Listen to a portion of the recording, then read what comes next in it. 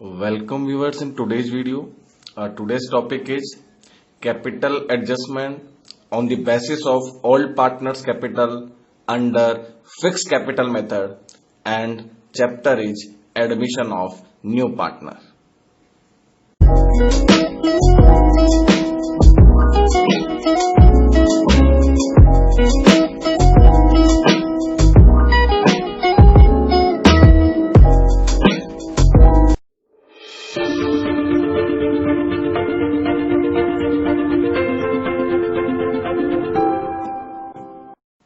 देखिए, जब आप पार्टनर का फिक्स कैपिटल अकाउंट मेंटेन करते हैं तो आपको पता है आप दो अकाउंट मेंटेन करते हैं, पहला capital account and second current account.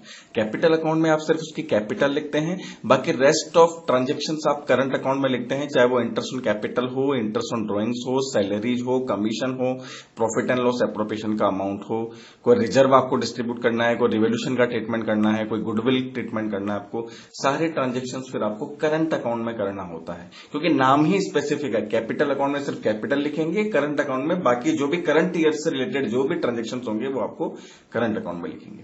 तो आपको ध्यान देना है, जब आप कैपिटल एडजस्टमेंट करने हैं और फिक्स कैपिटल मेथड है तो आपके सामने बैलेंस शीट में दो अमाउंट रहेंगे, एक कैपिटल अकाउंट रहेगा, एक करंट अकाउंट रहेगा। तो हमें कैपिटल एडजस्टमेंट जो है वो ध्यान देना है, capital adjustment you are to done in only capital account. ध्यान देना है, जो कैपिटल अकाउंट होता है आपको सिर्फ उसी में एडजस्टमेंट करना होता है, उसी के अमाउंट से एडजस्टमेंट करना होता है आपको, उसमें करंट अकाउंट के किसी भी अमाउंट से हमें मतलब नहीं है।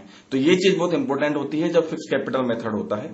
तो आइए हम रूल समझ लेते हैं कि जब फिक्स कैपिटल मेथड हो और पुराने पार्टनर की कैपिटल के बेसिस पे नए पार्टनर की कैपिटल आपको निकालनी हो तो आपको किस तरह से क्वेश्चन को करना होता है आपको, क्योंकि हमारा जो आज का मेथड है वो यही है, capital adjustment on the basis of old partners capital. मतलब हमारे क्वेश्चन में नए पार्टनर की कैपिटल नहीं देगा और वो कैपिटल हमें पुराने पार्टनर की कैपिटल के बेसिस पे निकालनी होती है। आप देखिए, जो कैपिटल एडजस्टमेंट का जो प्रोसेस रहेगा इस मेथड में, आइए उसको हम समझ लेते हैं। Capital adjustment on the basis of old partners capital, it means when new partners capital is not given, and what is the process? First, calculate the total capital of the firm from old partners balance BD amount। आपके जो capital account देगा उस capital account में जो balance दिया हुआ है balance sheet में, उससे आपको पहले टोटल कैपिटल निकालनी है। फॉर्मूला है old partners capital plus new partners capital is equal to 1 एंड old partners capital is equal to, जब आप साइड चेंज करेंगे 1 माइनस न्यू पार्टनर शेयर, इसको जब आप इलोबरेट करेंगे इक्वेशन को तो आपकी टोटल कैपिटल आ जाएगी, जो मैं आपको भी इलस्ट्रेशन में समझाऊंगा। सेकंड पॉइंट है multiply new partner share with this total capital amount.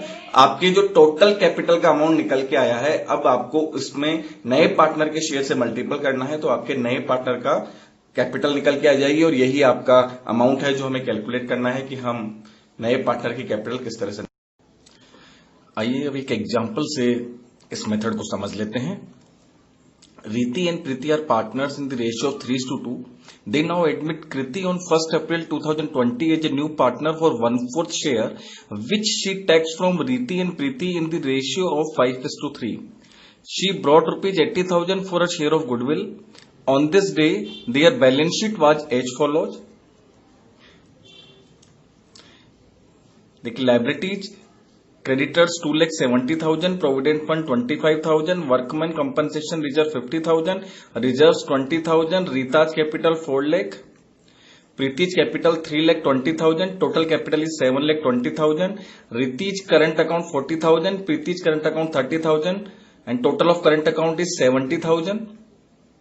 Asset side bank 50,000, debtors 1 lakh. Less provision for doubtful debts 2,000, net debtors is 98,000, stock is 40,000, investment 50,000, furniture 1 lakh, plant and machinery 3 lakhs, building 5 lakhs, and goodwill 20,000, and total of balance sheet is 11,58,000. Revaluation of assets and liabilities were done as follows. First, provision for doubtful debts was to be created at 4% on debtors. Stock is to be appreciated up to rupees 45,000. The market value of investments are rupees 45,000 only. Value of furniture is now rupees 92,000. Charge depreciation on plant and machinery at the rate 10%. Increase the value of building by rupees 40,000. Creditors are undervalued by ₹5,000. Liability for workman compensation was estimated at ₹15,000. Now this is the line that you are to concentrate. यही वह line है जिससे आपको पता पड़ेगा कि हमारा कौन सा कैपिटल एडजस्टमेंट का मेथड है। देखिए हमारी बैलेंस शीट में कैपिटल और करंट अकाउंट दोनों दिए हुए हैं, तो फिक्स कैपिटल मेथड तो है ही है। साथ के अंदर हमें क्वेश्चन बोल रहा है, देखिए कृतिज capital will be calculated on the basis of all partners capital. देखिए हमें यहाँ पे कृति की कैपिटल नहीं दी है, जब क्वेश्चन स्टार्ट हुआ था सिर्फ उसकी गुडविल की इक्वेशन दी हुई है, उसकी कैपिटल के बारे में कुछ भी नहीं बोला हुआ था। अब यहाँ पे पॉइंट ये कह रहा है कि आपको कृति की कैपिटल कैलकुलेट करनी है ओल्ड पार्टनर्स की कैपिटल के बेसिस पे। Prepare revolution account, capital account and balance sheet. तो आइए सॉल्यूशन स्टार्ट करते हैं। देखिए सबसे पहले हम रिवोल्यूशन बनाएंगे, तो पहले हम रिवोल्यूशन के जो आइटम्स हैं, जो एसेट्स एंड लायबिलिटीज के रिवोल्यूशन हमें दिए हुए हैं, उनसे हम प्रॉफिट और लॉस देख लेते हैं। हर आइटम से क्या प्रॉफिट है क्या लॉस है। पहला है प्रोविजन फॉर डाउटफुल डेट्स, जो कि 4% बनाना है डेटर्स पे। तो डेटर्स देखिए टोटल आपके 1 लाख के डेटर्स हैं, तो 1 लाख इंटू 4%, 4,000 का प्रोविजन फॉर डाउटफुल डेट्स होना चाहिए। ऑलरेडी आपके पास में 2,000 का बना हुआ है, तो 2,000 का लॉस हो गया है प्रोविजन फॉर डाउटफुल डेट्स पे। स्टॉक की वैल्यू 45,000 तक एप्रिशिएट करनी है, तो 5,000 का प्रॉफिट हो गया यहाँ।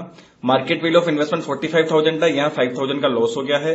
फर्नीचर पे 8,000 का लॉस है, क्योंकि 92,000 ही वैल्यू रह गई है। अब डेप्रिसिएशन लगाते हैं तो 30,000 का लॉस होता है प्लांट एंड मशीनरी पे।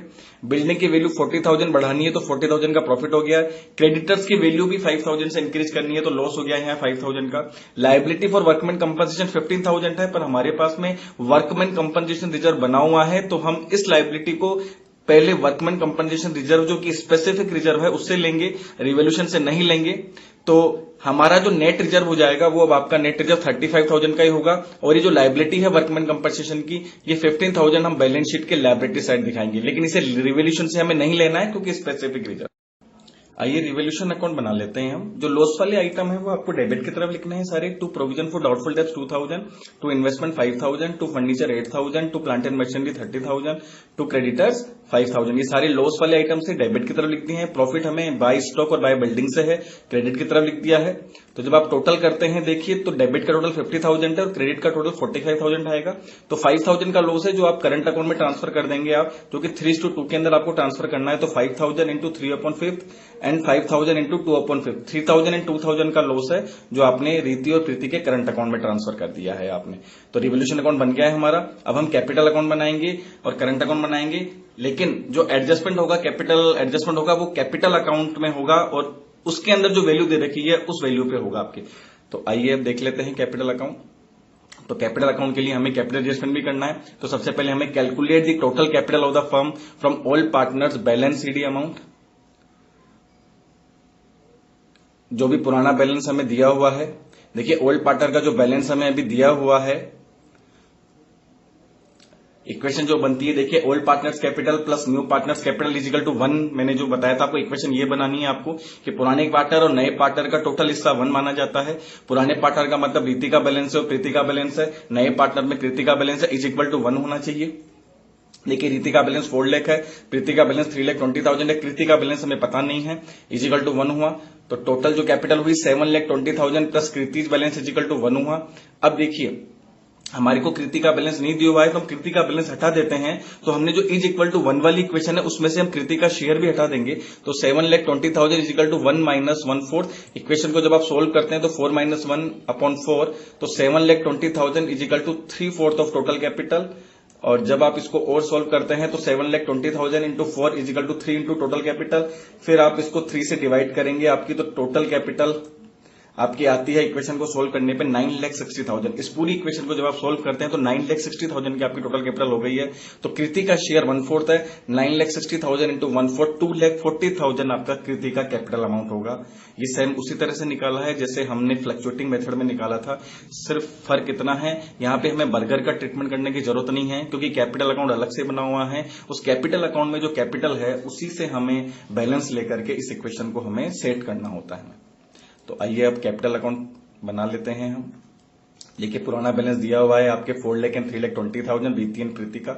अब देखिए कैपिटल एडजस्टमेंट का मतलब होता है कि हमें नया बैलेंस पता पड़ गया। तो नया बैलेंस आपका कैसे आया है? आपका देखिए रीति और प्रीति का तो सेम वही रहेगा, क्योंकि हमें कृति की कैपिटल पता करनी थी पुराने पार्टनर के बेसिस पे। तो कृति का हमने निकाल लिया था अमाउंट 9,60,000 इंटू 1/4 2,40,000 कृति का नया बैलेंस शीट होगा। और ये पूरा का पूरा पैसा कैश में लेके आएगी तो बाय बैंक अकाउंट 2,40,000। ये इस तरह से आपका देखिए टोटल हो जाएगा। फिर इस तरह से आपको ये पार्टनर्स का कैपिटल अकाउंट बनाना होता है। जब ओल्ड पार्टनर के बेसिस पे नए पार्टनर की कैपिटल निकालनी है तो पुरानों की कैपिटल तो चेंज करनी नहीं है, बस नई की कैपिटल हमने निकाल ली है और उसको प्लेस कर दिया है कैपिटल अकाउंट के अंदर। आइए अब करंट अकाउंट बना लेते हैं हम। अब ये जो नए बैलेंस से ध्यान रखना, आपको यही नए बैलेंस आपको नई बैलेंस शीट में शो करने हैं कैपिटल अकाउंट में। सबसे पहले करंट अकाउंट बनाते हैं आप इसमें। अब तो आपको बर्गर रूल से बनाना है। बी फॉर बैलेंस बीडी होता है, आर फॉर रिवोल्यूशन होता है, जी फॉर गुडविल होता है और R for reserve and losses का ट्रीटमेंट होता है। तो आइए करंट अकाउंट बना लेते हैं। देखिए सबसे पहले बैलेंस बीडी रीति और प्रीति का बाय बैलेंस बीडी 40,000 इन 30,000 है। रिवोल्यूशन का लॉस था तो 2 रिवोल्यूशन 3,000 एंड 2,000 हो गया। गुडविल कैश गुडविल ला रहे थे आप बाय प्रीमियम फॉर गुडविल। देखिए सेक्रीफाइसिंग रेशियो क्वेश्चन में डायरेक्टली गिवन है 5:3 के अंदर ले रहे हैं। तो प्रीमियम फॉर गुडविल 5:3 में बांटा आपने तो 50,000 एंड 30,000 हुआ। एग्जिस्टिंग गुडविल भी आपके क्वेश्चन में दे रखी है 20,000, उसे आप ओल्ड रेशियो बंद करेंगे 3:2 में तो 12,000 एंड 8,000 हो गया है। रिजर्व्स आपका 20,000 है जो आपकी 3:2 में ओल्ड रेशियो में बांटना है आपको, 12,000 एंड 8,000 हो गया ये। वर्कमैन कंपनसेशन रिजर्व 50,000 है, 15,000 लाइबिलिटी में चला गया है। 35,000 आपको 3:2 में बांटना है तो 21,000 एंड 14,000 हुआ आपके। जब आप बैलेंस शीट निकालेंगे तो देखिए रीति का जो टोटल है क्रेडिट 1,20,000 था, इसमें से डेबिट का टोटल लेस किया तो बैलेंस शीट हो गया आपका 1,08,000। इसी तरह से प्रीति का जो बैलेंस है क्रेडिट का वो 82,000 है और डेबिट का टोटल लेस किया 10,000 तो आपका बैलेंस बच गया 72,000। कृति का कुछ भी बैलेंस नहीं है अभी तो उसको हमने डैश करके छोड़ दिया है। आइए अब बैलेंस शीट बना लेते हैं। देखिए बैलेंस शीट मैंने आपको पहले भी बताया है, बैलेंस शीट जैसे क्वेश्चन में दे रखी है वैसे के वैसे सीरियल वाइज उतारिए आप और सिर्फ अमाउंट को आपको रीवैल्यूड करना है। कैसे करना है देखिए, क्रेडिटर्स आपके 2,73,000 है, 5,000 की वैल्यू इंक्रीज करनी थी और 2,78,000 हो गया है। इस तरफ आपका बैंक 3,70,000 होगा। कैसे देखिए 50,000 का ओल्ड बैलेंस है, 2,40,000 की नई कैपिटल आई है और 80,000 का गुडविल का अमाउंट आया है। तीनों को आप प्लस करते हैं तो 3,70,000 होता है आपके। प्रोविडेंट फंड की वैल्यू में कोई चेंजेस नहीं है तो 25,000 का 25,000 आएगा। पहले मैं लाइबिलिटी साइड बोल देता हूं फिर एसेट साइड को ले लेंगे अपन। लाइबिलिटी फॉर वर्कमैन कंपनसेशन देखिए 15,000 की लाइबिलिटी थी जो आपने रिवोल्यूशन से नहीं ली थी तो आप यहां पे लाइबिलिटी साइड लिख देंगे उसको आप। कैपिटल अकाउंट का बैलेंस देखिए आपके रितेश की कैपिटल 4 लाख है, प्रीति की 3,20,000 है और कृति की नई कैपिटल में निकाली थी 2,40,000। टोटल कैपिटल 9,60,000 होगा आपके।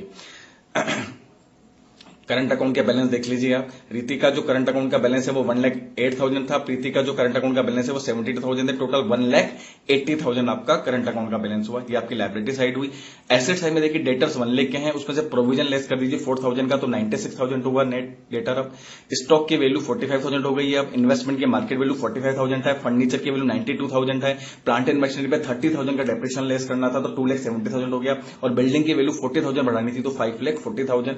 तो टोटल ऑफ आपका जो बैलेंस शीट है वो आपका 14,58,000 होगा।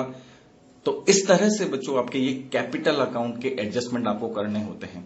मैंने इसमें सारे मेथड ले लिया, फ्लक्चुएटिंग मेथड से भी ले लिया है, फिक्स कैपिटल मेथड से भी ले लिया है। दोनों ही मेथड से मैंने आपको बता दिया है कि पार्टनर के कैपिटल अकाउंट के बैलेंस फिक्स और फ्लक्चुएटिंग होने पे आप कैसे कैपिटल एडजस्टमेंट का ट्रीटमेंट करेंगे और सारे मेथड्स ले लिए इसमें एडमिशन से रिलेटेड। तो आई होप आपको समझ में आ गया होगा। आप वीडियो को पूरा देखिए और पिछले वीडियोज को भी देखिए ताकि आपको मेथड जितने भी मेथड है वो सारे मेथड आपको समझ में आए। तो आज की वीडियो में इतना ही लेंगे। Thank you for watching the video.